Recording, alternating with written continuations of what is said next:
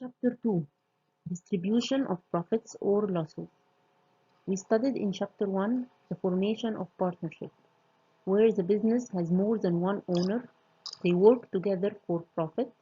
The owners must agree on the way they distribute profits or losses between them. In the very beginning, when they first write the contract of forming the partnership, they decide on the way in which they are going to distribute any profits or losses between them.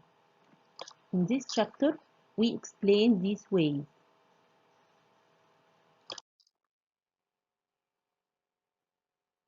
Sharing based on a stated fraction. It means they are going to distribute profits between them with a specific ratio. For this example, it's small illustration showing that we have two partners, C and D, who share profits and losses in the ratio of 2 to 1. And the net income at the end of the year, we prepared the income statement, so we had a net income of 90,000 LE. This 90,000 will be divided between them in a ratio of 2 to 1.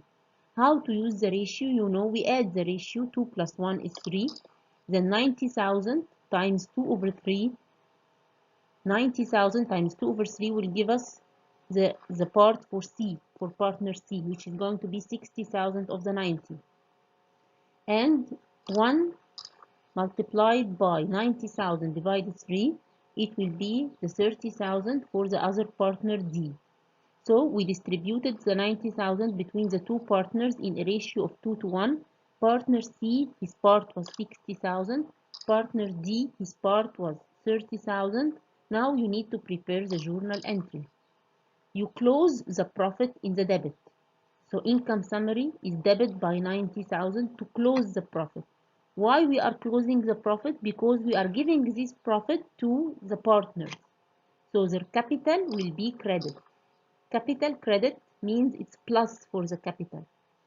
In case of profit, the capital increase in the credit side.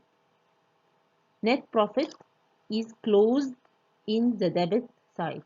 So the journal entry for distribution of profit is debit income summary and credit capital of the partners who get the profit.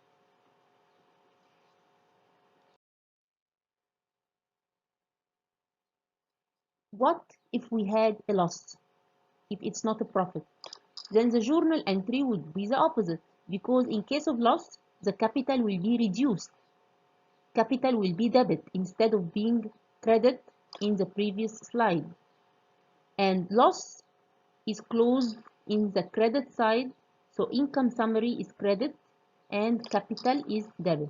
In this small illustration, you are given that C and D are partners who share profits in the same ratio of 2 to 1, but this time they had a loss of 66,000. So they are going to distribute the loss between them in a ratio of 2 to 1. We add 2 plus 1 is 3. So 66,000 multiplied by 2 over 3, we get the part of C.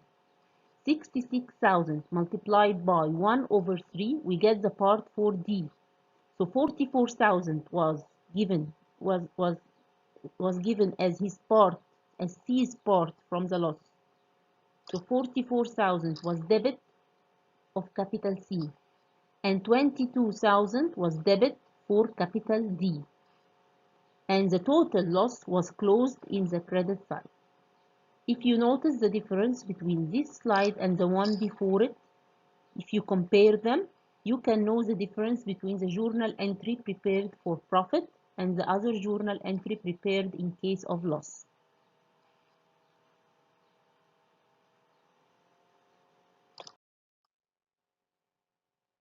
Then we have sharing based on capital contributions. Sometimes the partners wouldn't put a specific ratio to distribute between them the profits or losses. Maybe they say we are going to distribute profits or losses according to our capital ratios. The more capital you have in the business, the more profit you get. So you are given here illustration telling you that in one of the years, the capital balance of partner A was 40,000. For B, the capital was 60. For C, the capital was 50. You need to add the total capital. in order to get the ratio of each partner's capital to the total capital. To get the total capital, add 40 plus 60 plus 50. You get the total capital to be 150,000. And you are given that the profit earned was 120,000 for the year. So the net income of the year to be divided, to be distributed between the partners, 120,000. This is debit income summary. Debit income summary because it's a profit. And this profit will be distributed to the three partners A, B, and C.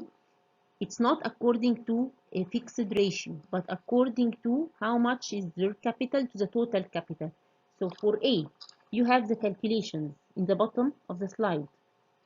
For A, you find his capital is 40,000. 40,000 divided total capital, which is 150,000. And then you multiply by the 120,000 of profit, you get 32,000. That will be the capital added to the capital of A. For B, it's the same. His capital is 60,000. So 60,000 divided the total capital, 150,000, multiplied by the profit, 120,000. So his part is 48,000. For C, his capital is 50,000 divided by 150,000 total capital, multiplied by 120,000. So his part from the distribution of profit is 40,000. If you add the parts given for A and B and C, 32 plus 48 plus 40, you get the total net income of 120,000 again. In the journal entry, it's debit income summary by the 120,000 and credit A capital by 32,000, B capital by 48,000, C capital by 40,000. And by this we distributed the profit between the partners according to their capital ratios.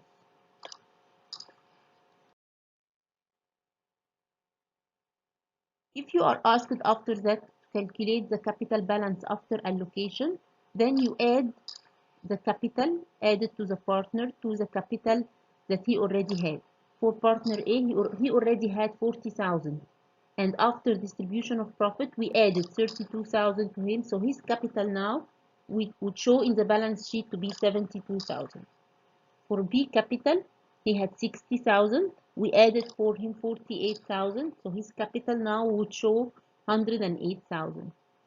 For C, the same. He was 50,000. We added to him 40,000 by distribution of profit.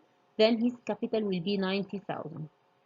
The total capital after allocation of net income, if you add the total of the capitals, you get 270,000. Sharing based on capital contributions and on service. Sometimes the partners use a combination of methods to distribute profits or losses between them. As in the following illustration, you see you are having two partners, R and S. The capital for R, 60,000, capital for S, 40,000. The total of the capital is 100,000. The exercise tells you that S devotes more time to the partnership. So he deserves to get a larger salary because he gives more of his time to the partnership. He works more than the other partner. Accordingly, the two partners have agreed from the very beginning to share profits as follows. The first 50,000 of profit is to be allocated on the basis of partners' capital contribution. Capital contribution will be used as a method of distribution only for the first 50,000 of profit. The next 60,000 of profit will be allocated between the partners. R will get 24,000 while S will get 36,000. This will be as a salary for giving time and work for the partnership. And it says any remaining amount is to be allocated equally between the partners. After giving the 50,000 from the profit and the 60,000 from the profit, the remaining amount, if we have any remaining amount, would be allocated equally between the partners. And you are given that the net income of the first year is 125,000 LE. We need to see the solution. Go to the solution on the next slide. We see you need to prepare a table.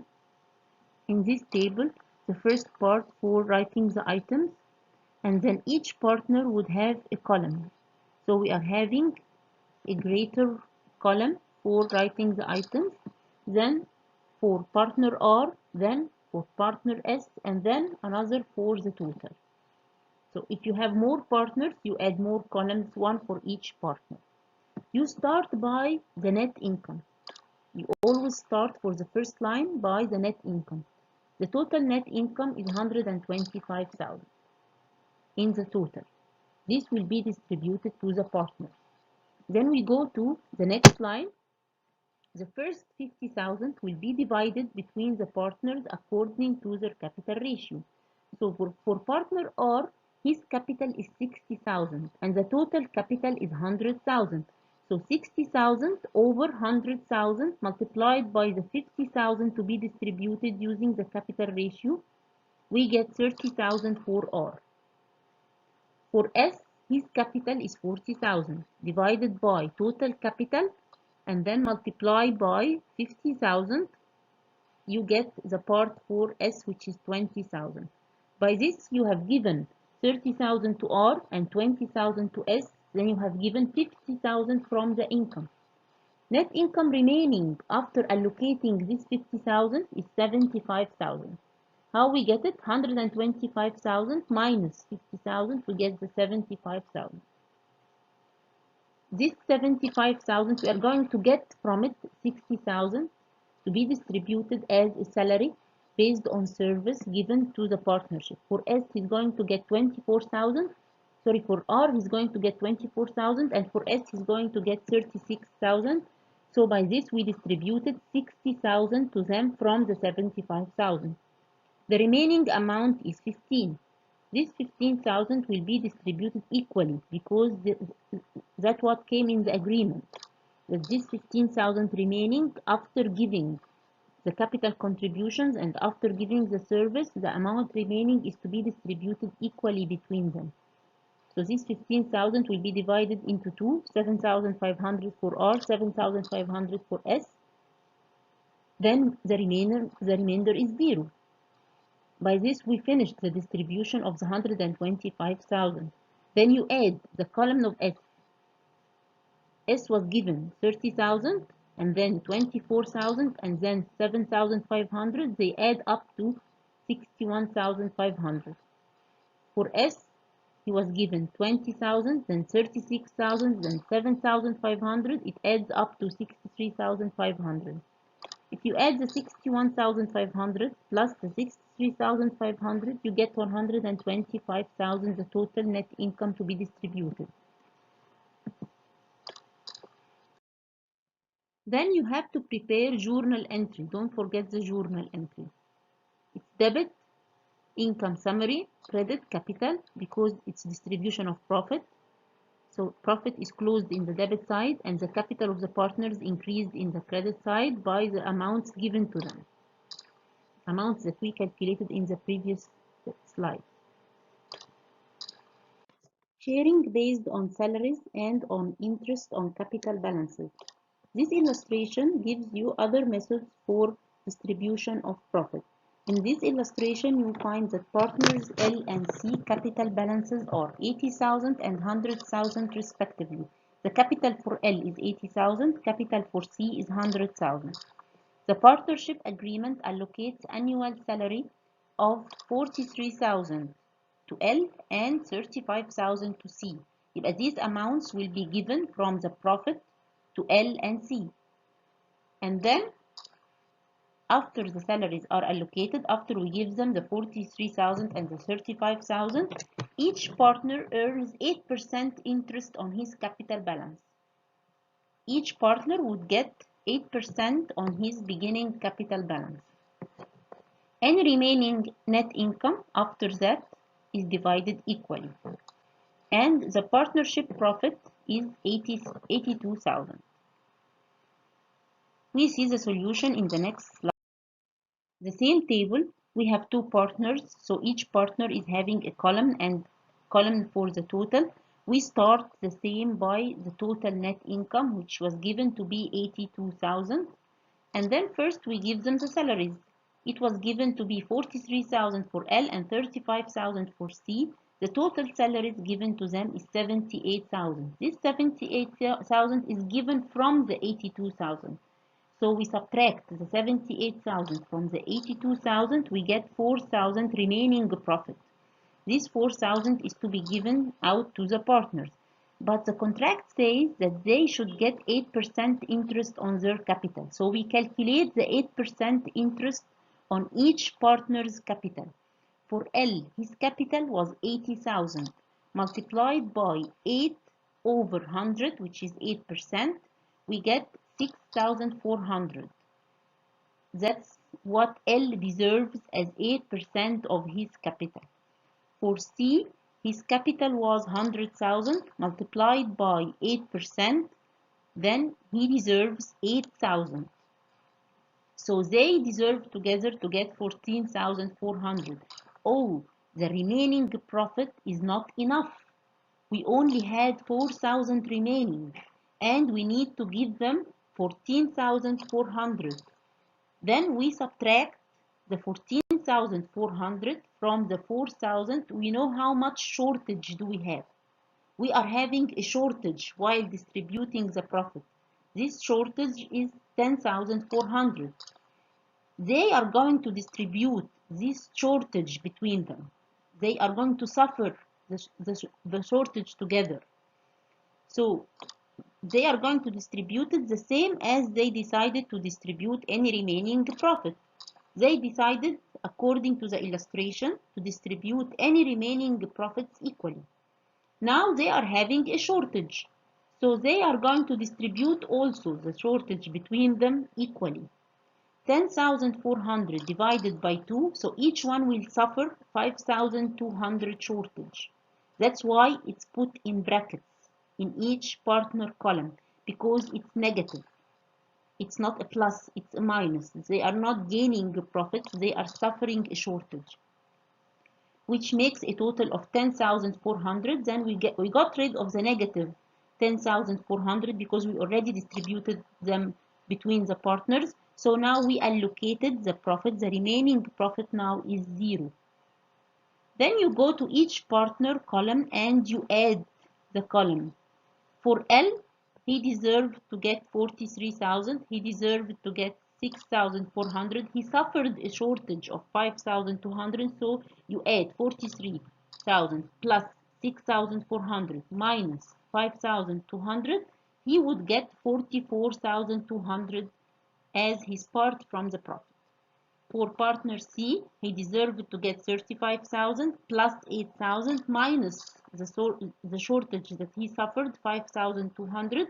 Then he deserves to get 37,800 from the profit. If you add the amount given to L, 44,200, plus the amount given to C, 37,800, you get 82,000, the same total profit distributed. And don't forget to prepare the journal entry. Debit income summary, credit capital.